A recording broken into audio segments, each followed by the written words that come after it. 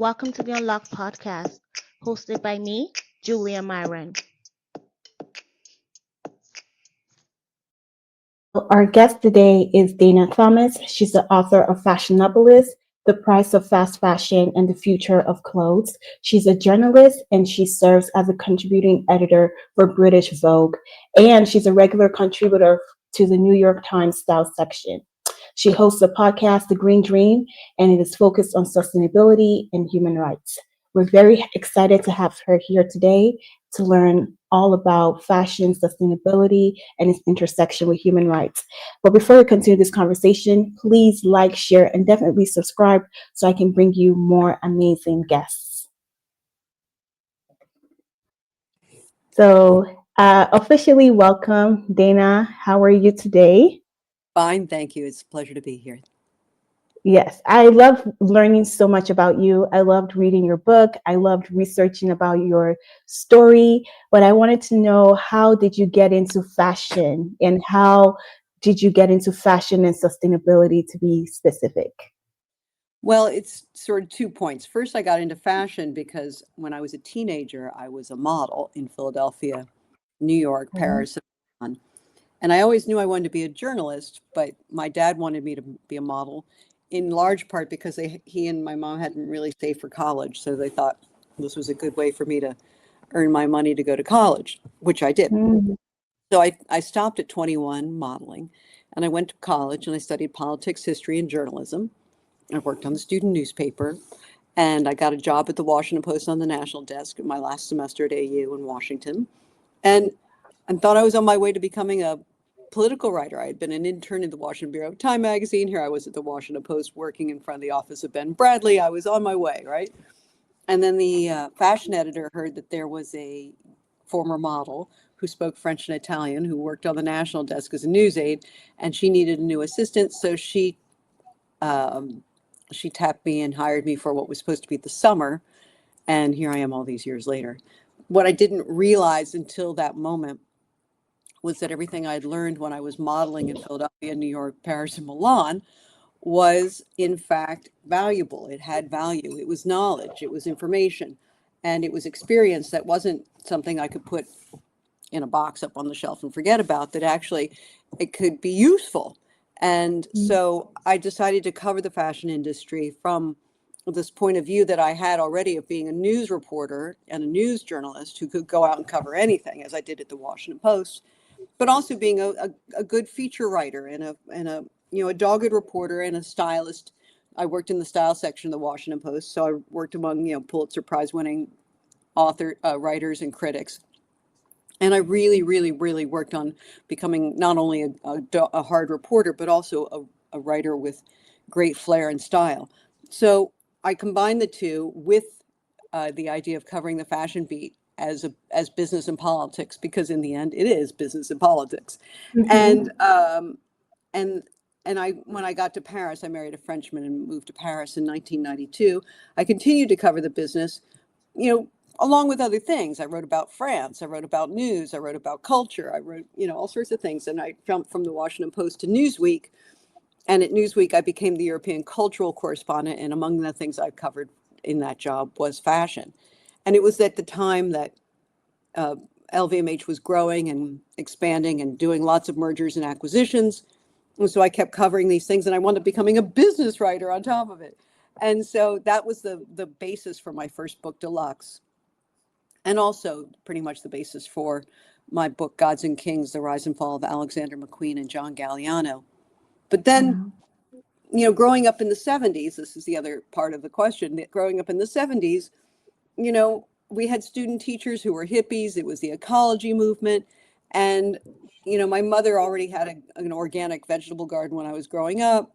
And, our student teachers were hippies who were teaching us Mhm. about love of planet. And I remember the first Earth Day and we planted trees. So this was already kind of deeply embedded in me since I was a kid to, care about the planet and care about the oceans and care about things like organic and vegetarianism and everything, right? I cared about this stuff because it was taught to me when I was at my most vulnerable ages of sort of 6, 7, 8, 9, 10. So Mhm. this was sort of quietly buried deep inside, embedded in me, and through the go-go 80s and the fun 90s, and then sustainability came back around again, and or Mm-hmm. came around again as the environmental movement and the climate movement. It had a new title as opposed to the ecology movement, and I could just see, what, as a reporter, I put up my antenna and I start taking the temperature of what's going on, and I could feel that there was this shift in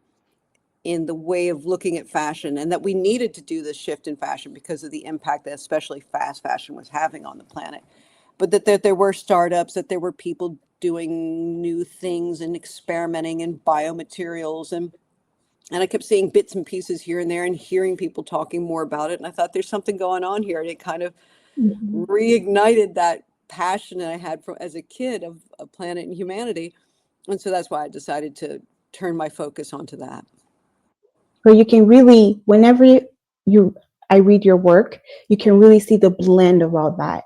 And I think that's what makes it so beautiful to read and so beautiful to hear you talk, because you can see the influence of every single thing. You see things from different perspectives that I feel like is very interesting. And then also influences the way you're able to communicate that to somebody who is new to the topic. So it's very clear that you are educational, personal, and your backgrounds are coming together in that way, which I love.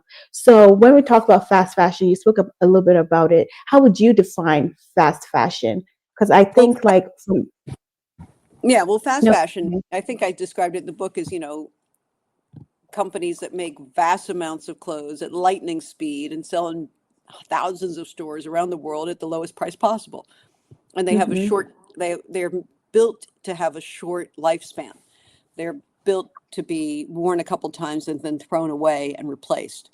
And in fact, many of them, because they're made of cheap materials, require dry cleaning, and the dry cleaning bill costs more than buying a new one. So people just Mm, toss it and keep burning. And it's also about bringing you into the store as many times as possible by renewing the collections and the drops all the time, so that there's always new stuff to go see, and getting us addicted not just to shopping, but to buying clothes and burning through clothes, addicted to clothes. yes. So you talk about the stores. There are stores that you would consider fast fashion, but with the advent of the digital age, we see that so much more now in online shopping, for example, and a lot of online fashion stores popping up and trying to keep up with trends. So would you also categorize that? So now I think from my perspective in talking to people are no longer categorizing stores like H&M as fast fashion anymore. Some people are like, oh, but that's not fast fashion. You're going more on the Shein and online Fashion Nova and online stores as primarily fast fashion. Would you agree with that? No, I think that H&M and Zara are absolutely 100% fast fashion, because their entire business model is about moving vast amounts of volume at the cheapest and making it at the cheapest price point possible, and just churning through, getting us to churn through our clothes. What you described with Shein, with Temu, with Fashion Nova is what we call now ultra fast fashion or hyper fast fashion. And that's meaning that it's even faster because it doesn't have to go to a store. It just gets sent to you directly online from the factory.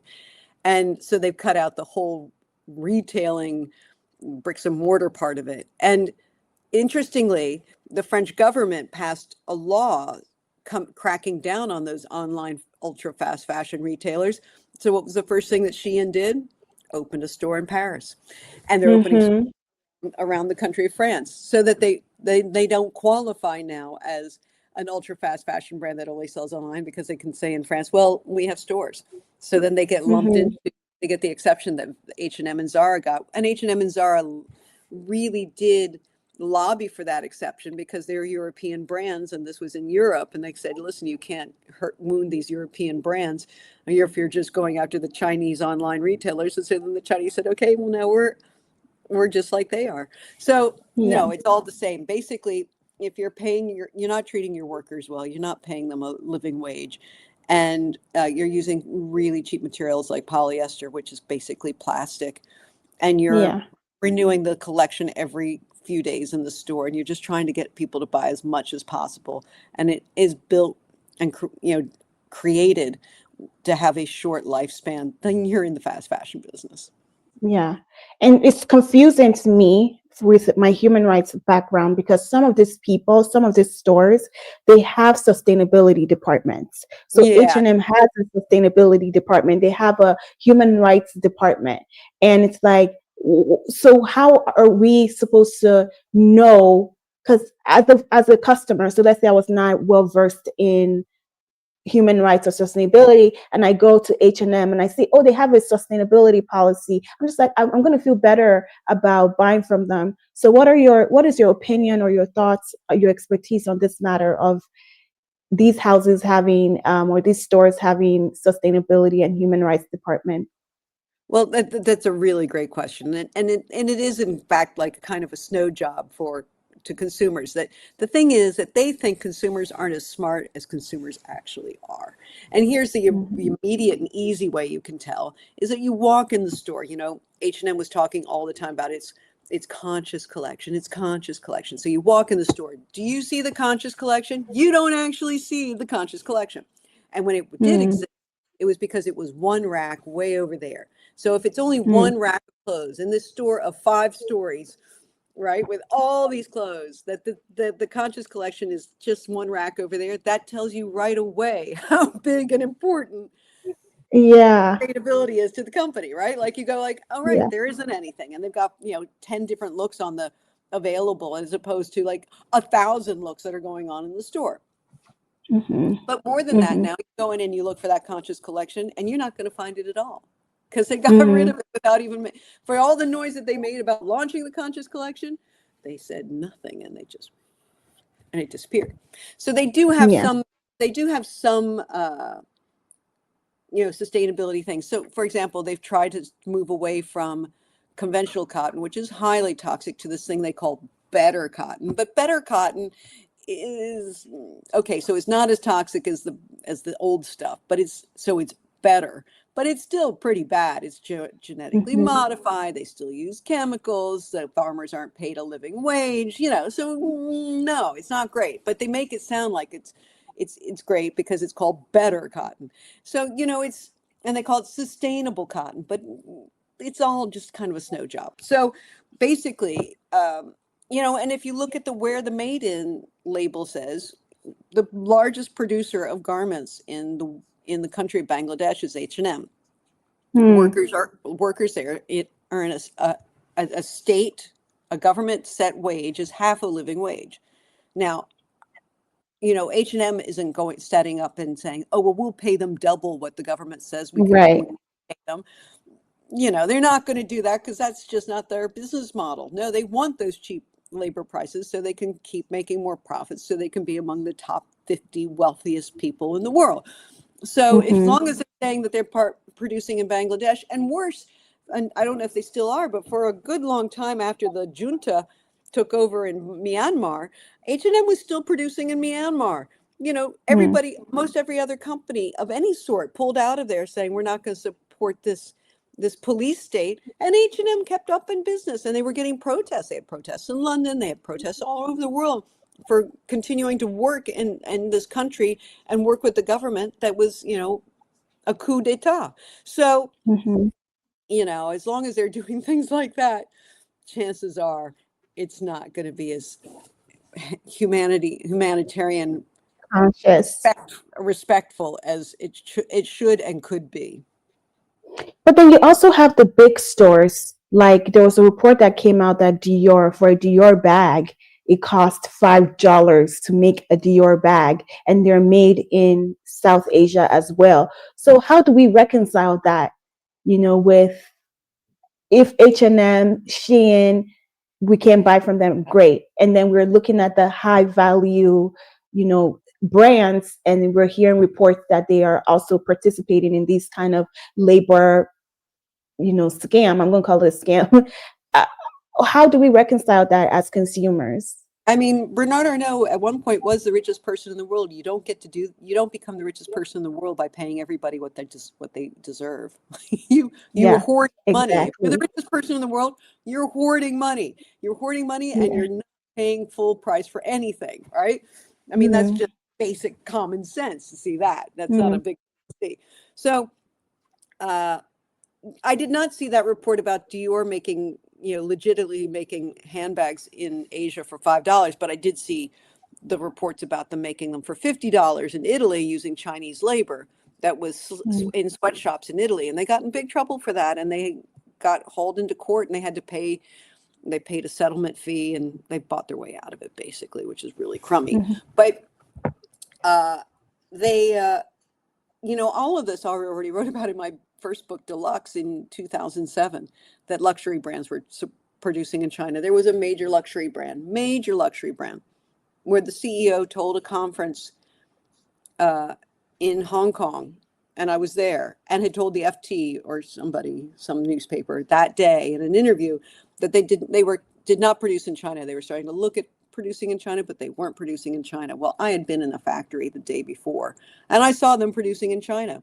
And then there was another major luxury brand, European, that said that they would never produce in China. And I saw their stuff being made in China. And, and I wrote all this in 2007. Like, it was not a big lift. I was in Hong Kong 24 hours and I asked around, and suddenly I was visiting a factory in Shenzhen, and there were all these brands being made there. So, and they were absolutely legitimate. I mean, they weren't like copies or counterfeits. This was the real thing. So, I mean, the brand's been lying to consumers for ages.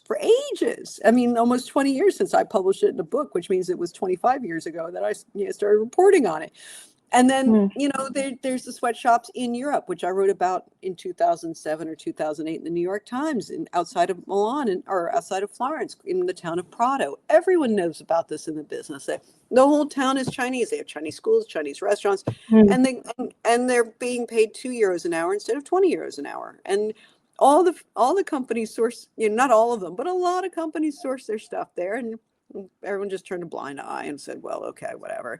And then finally, the Italian government decided to crack down on it. But it took them 20 years to crack down on it, since I wrote about it in the New York Times on the op-ed page. So, I mean, there you go. Yeah. It seems almost like a mountain that it feels insurmountable to people who are trying to, because when money is involved, people just don't think straight anymore. When Big money's money. involved, they're not. Yeah. Big money makes you richer than. Yeah. Yeah. And that's unfortunate. But for people who are watching, they may not know what the impact fast fashion has on our society, developing nations, our environment. You speak about it very beautifully in the book. Can you expand on that for us, please? Well, yeah, I mean, you see it all over the place, whether it's, clothes washing up on the beaches of Africa, clothes being dumped in the deserts of Patagonia, dunes and dunes of unsold clothes, just everywhere, clothes everywhere. They're just everywhere. If we stopped making clothes today, we'd have enough new clothes existing, new clothes, that we wouldn't need to make anything until 2050. We'd have enough clothes to wear. So, I mean, there's the impact is it's mind-boggling how much we overproduce and therefore overconsume. We're pushed by these brands to overconsume and buy more and buy more and buy more. So we're like we've become gluttons. We've become addicted to fashion, but we've been coerced. We've been groomed for this through marketing and through distribution, and just told that you shouldn't shop your closet. You should go out and buy a new dress every time you have a hot date or something to go to. You need a new look. And Instagram and social media has amped this up even louder, and so and it's in your face all the time, and it's so cheap. You're like, oh, what's another $20? It's nothing, and I'm going to look hot. And you wear it and it never looks as good as the first time you wore it. So we're being conditioned that this is normal when it's not normal. And people ask me all the time, should we be able to pay more for clothes? And but I can't afford more for clothes. But that's a fact. In fact, you can.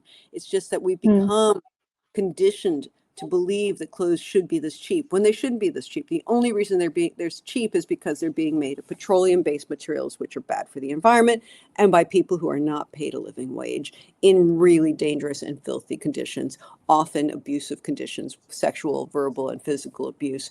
And sometimes the factories catch on fire or collapse on them. So, this is why those clothes are so cheap. And once you know that, you realize we shouldn't actually be paying so little for clothes.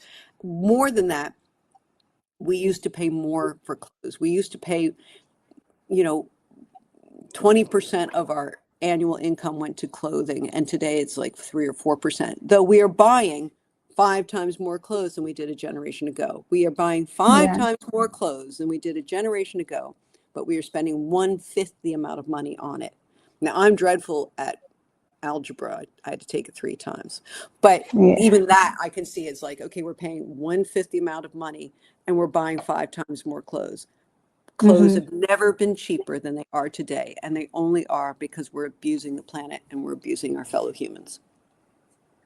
I was on Instagram and I saw somebody say they bought in the past, you used to go to the local shoemaker and he would make a shoe for you, good quality shoe, and somebody could wear that shoe for 10 years and it Yeah. still holds up. And if there's a little bit of scuff, you take it back to that shoemaker and he would repair it for you, and then you would be able to carry it on.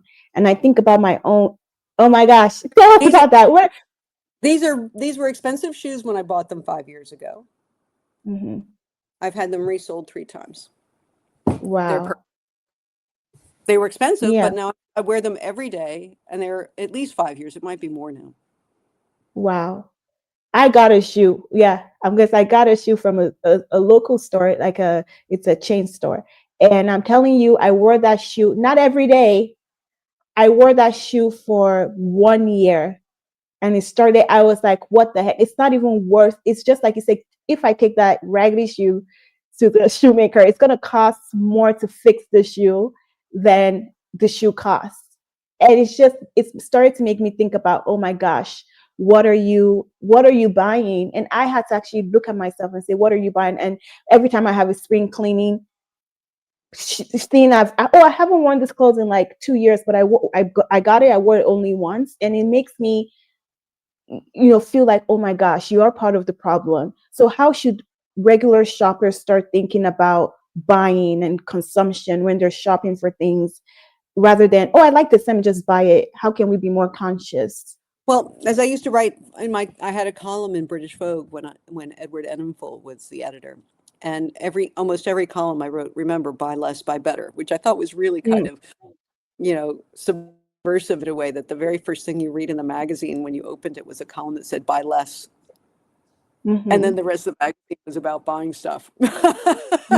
Yeah, it's Buy true. less, buy better. Like, I paid a lot of money for these loafers, but they're really, really, really well made. And I've put miles on them, miles and miles and miles and miles. They've been around the world with me. I wear them on planes and on trains and all over the city. And I walk everywhere because I'm living in Paris and London and New York City and, miles.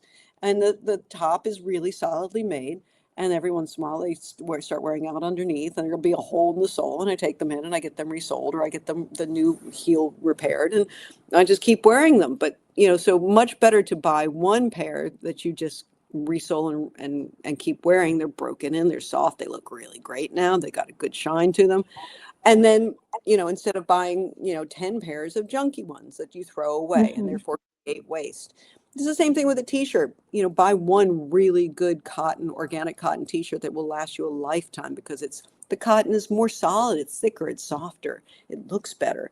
And just buy one of those for $70 than buying 10 for $100. And the 10 for $100 you wind up throwing away because they wear out really quickly.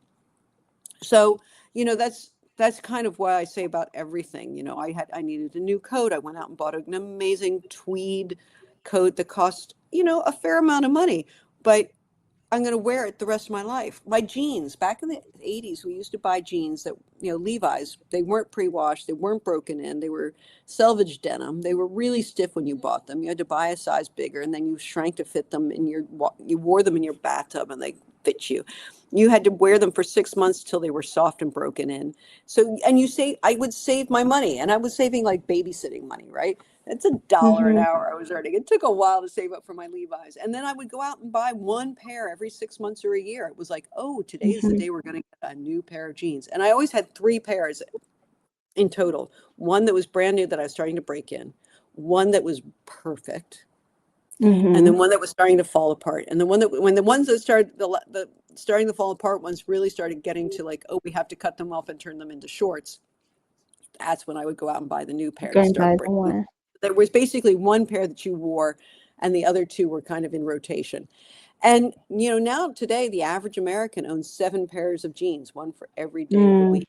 And the lifespan of a pair of jeans is so much shorter. My daughter's still wearing some of those jeans that I had. Mm. And I had them in the 80s, and they were made of such a good denim, but I didn't buy them distressed. I did the distressing myself through wear. So then they Where? looked, because they took my shape and my form and how I lived, as opposed to somebody just sanding them and making them look like they were distressed. I mean, that's ridiculous. And Yeah. and so they lasted forever. They're now she's wearing pairs of jeans that are 40 years old, and they look Mhm. fantastic on her too. And she's taking good care of them because she knows that, we're not going to be able to replace them. And so she doesn't Yeah. wear them all the time, but she does wear them. And when she does, people are like, good jeans. Mhm. So, Yeah.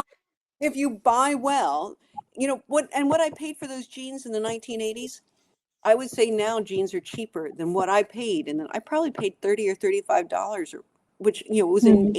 80. That was 35 hours of babysitting. That was a lot of time. Yeah. And now, you can pick up a pair of jeans for $35, and they're junky and they'll last you 6 months, if even. Hmm. So buy If less, buy even. better. Spend the money, save your money, go out and get the good thing, cherish Mm. it, pass it on, repair it, love it, and it'll love you back. I love that. So do you have some brands that we can, buy from? Any recommendations for us that are really good? Well, since I write for the New York Times, I try not to endorse Oh, particular brands, right? Because they get so yeah. tricky.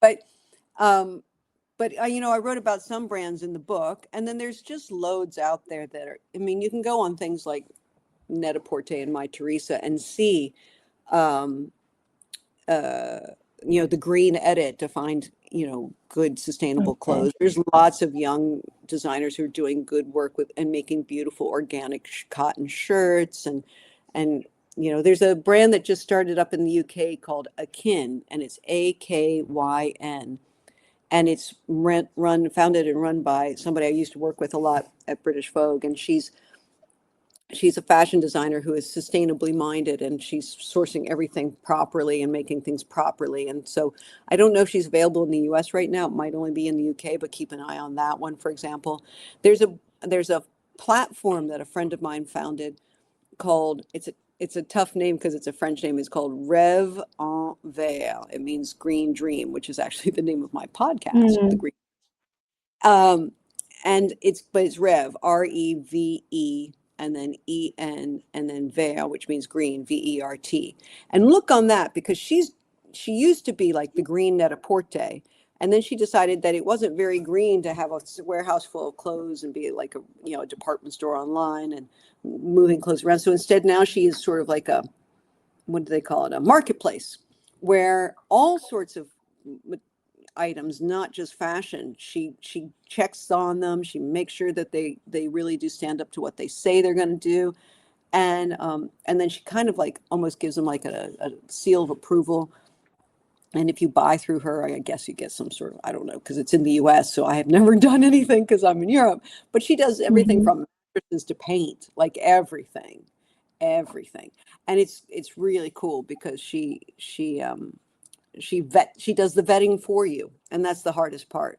Recently I wrote about a nice brand in upstate New York. I wrote my Substack newsletter about a nice brand in upstate New York that's doing shoes. Like, so things come up, but snoop around. And the beauty is that most every sustainable brand now will tell you straight up, they have transparency, and they'll tell you what the materials are, where is everything made. Yeah. And you can just tell when you touch something, you know if it's good or Mm, if it's not. It's clear. Like today, I'm wearing a cashmere sweater by a brand in Scotland called Barry, mm, Barri, and they're sustainable. And it looks great. I've had it for years. I'm wear it to death. mm, And you just the minute you touch something, and you touch this, and you touch a cashmere sweater by a fast fashion brand, you just know that that's an inferior material, that they're stretching the mm, cat so much that it's fragile. That sweater will last you 6 months. This one I've been wearing, for years. So mm. better to invest $200 on a really good sweater than 80 on something that you have to replace next winter.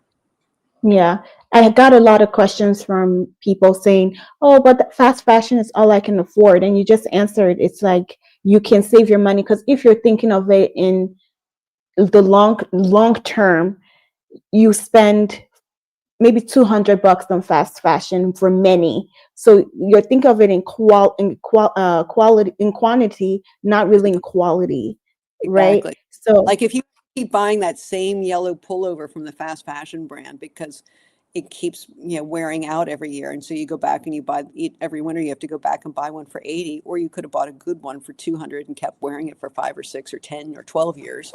yeah, There's right there. Buy the good stuff and love it and take care of it. And if you spend money on it, you will take care of it. yeah.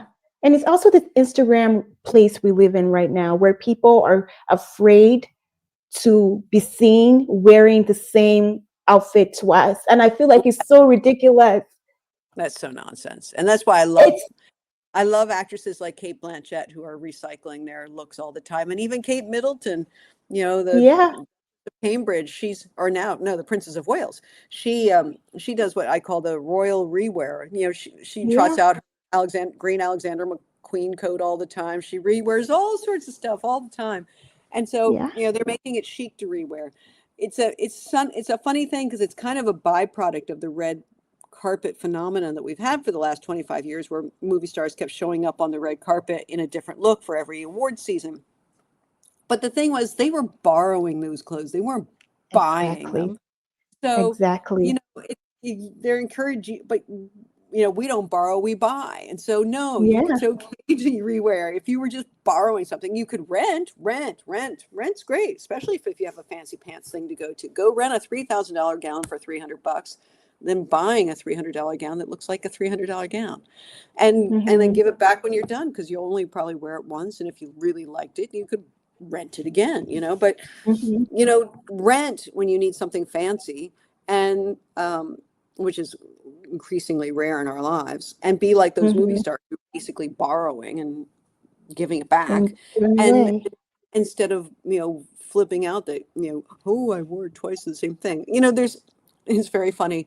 When I worked at the Washington Post in my early days, one of the things I did was I covered parties, which sounds very frivolous, but in Washington, covering parties meant that you went to White House state dinners, you went up to a thing with the Supreme Court justices on the Hill, you went, like they were, the Yeah. National Geographic Awards and the president's announcing who the winner is. It was like, Yeah. these were not parties, they were events, right?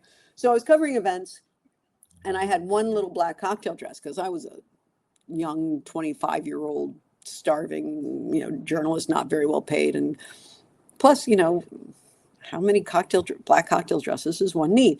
So I had one black cocktail dress, and the photographers used to take my picture interviewing people.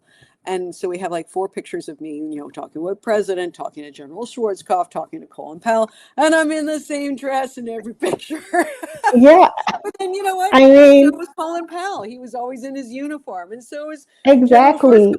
in his uniform. So it was my equivalent of the uniform. It's pretty funny. So it's Yeah. very dress. Just And take a it's black cocktail dress fine. and paint it up with scarves and jewels. Like Vogue and Glamour and Mademoiselle used to have those stories all the time. How to take the same look you've had for ages and make it look new with Twist a it new up. with a belt, a scarf, or some earrings. There you go. It actually makes you innovative because you're like, oh, okay, the last time I wore this with a heels, today I can wear it with a boots. Like it Exactly. makes you, That's it's fun. That's fashion. That's style. fashion. Yeah. So that's Right. that. I don't care. Me, I show up. I show up now, especially now this year. I made up my mind. I gave all away all my trash clothes, and the clothes I have now are the really quality ones. And I'm like, I'm gonna wear this. I don't care. My mom passed it like you passed down to your daughter, great jeans. My mom has like jackets that she had when she was younger than me, and I'm wearing them now, and I'm just looking like these my raggedy clothes. I can't pass down to my kids, so now I'm much more conscious of quality. You need to go for quality. You need to have taste. You need to have style so you can, be unique in how you present yourself instead of focusing on things that are trivial. Absolutely. How in your experience has the fashion industry how seriously do you think you're taking this topic? Because you've worked with Vogue, you've worked with New York, you're working with New York Times Magazine as a contributor. How seriously do you think these institutions are taking sustainability, and how do you think they're contributing for better or for worse to the solution or the problem? Oh, the media takes it, mm, was taking it very seriously, taking it less seriously now. I'm finding that they're a bit treating it like a trend, and now the Hmm. trend's gone fashion, which is a little um, disturbing. But I'm Yeah. still making noise about it, and I'm going to keep on it. And we're working on maybe turning my book into a documentary, so then that'll bring Yeah. focus back. I'm still writing Oh, about it, and I did my that is podcast. so So exciting. we're trying to keep it going and show that it's not a trend. It's actually how we just need to be. Um, but it's hard because clicks. It's all about clicks, and also there is, to be sure, the effect of climate fatigue, and people get and Hmm. climate anxiety, and people start getting really wiggy jiggy, like this is just too much bad news. So that's why I always try to do I talk about hopeful stories and Hmm. innovation and change makers doing cool things, because Hmm. you know, that that's an interesting story no matter what they're doing. And I'm finding that, if Hmm. we talk about the ones who are doing innovation in biomaterials, or regenerative farming, or uh, you know young startups who are doing beautiful clothes, but they're upcycling, then you're writing about sustainability, but you're not at the same time. You're just spotlighting somebody doing something cool. So I try to Hmm. keep it that way, so it doesn't get people down, because it can sort of wear on you, like, if we don't deal with this, the planet's going to catch on fire and we're all going to die. Nobody wants to listen to that, read that, and wake up to that every day. So you have to be positive and hopeful, Hmm. and spotlight change makers who are doing good stuff, and hopefully they'll catch on, and it'll just keep going forward. Yeah, I love that. But honestly, I, I want to keep also be responsible as I move forward, but keep spreading the message because now I'm joining you in a little way. Not that you have such experience, but in your quest to make fashion and the industry has so much power. There's so much power in this industry. You So can if they see from really how want many. something, they will. But look, it Yeah, took the automobile exactly. industry 50 years to turn around. I remember the automobile talking industry talking about electric vehicles back when I was a kid during the ecology movement, and now finally Hmm. here 25, and they've become Yeah. a thing. It took 50 years to get them in the mainstream. So, but once they decided, it was full on. And I Yeah. mean, in Paris, all the taxis are hybrids or electric, and same in the UK. And it's not so much the Hmm. case. I was just in New York, and I was kind of amazed at how little there was of electric. Even our municipal buses are electric now, or hybrids. Hmm. So, but it's, once the industry as a whole said, no, we got to go, this is the way we're going, um, then we saw change. And so we have to see the same thing happen in the fashion industry. It has to reach a tipping point, and then it becomes the norm. And I think for luxury fashion, that shouldn't be that difficult. I mean, as Stella McCartney said, if organic cotton is seen as a luxury, then why aren't all luxury brands only using organic cotton? Exactly. Exactly. Exactly. So this is the end of our conversation. Thank you so much for chatting with me. I hope you had fun. I hope you Absolutely. guys, Thank you so much. you're welcome. And please subscribe for more conversations with amazing people in the future. But please go also look up Miss Dana Thomas. Look her up, learn as much as you can about her, and get her books and read them, and so you can learn more about this topic. And I will see you guys next time.